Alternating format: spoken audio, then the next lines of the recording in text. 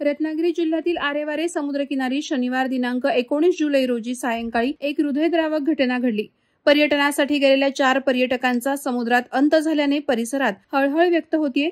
ही दुर्घटना सायंकाळी 6:30 वाजण्याच्या सुमारास घडली असून हे 4ही जण रत्नागिरीतील ओसवाल नगर आणि ठाण्याच्या मुंब्रा परिसरातील रहिवासी होते।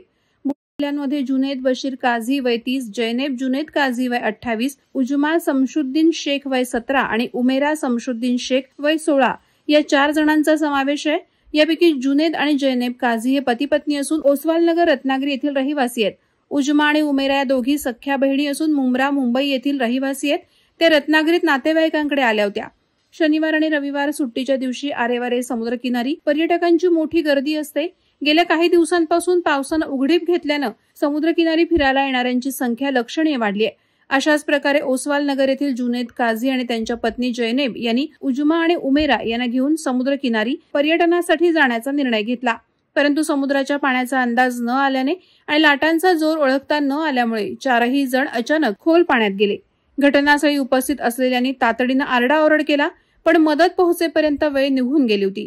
अवघ्या काही मिनिटात ही दुर्दैवी घटना घडली। दुर्घटनेची माहिती स्थानिक पोलीस पाटील आदेश कदम यांनी तात्काळ ग्रामीण पोलीस निरीक्षकांना दिली। माहिती मिळताच पोलीस अधीक्षक बघाटे यांनी घटनास्थळी भेट दिली। घटनेचा पुढील तपास पोलीस करत आहेत। या घटनेमुळे समुद्र किनाऱ्यावरील सुरक्षिततेचा प्रश्न ऐरणीवर आलाय। पर्यटनस्थळी योग्य त्या सुरक्षा व्यवस्था आणि जीवन रक्षक यंत्रणा नसल्यामुळे अशा घटना घडतात असं स्थानिकांनी सांगितलं।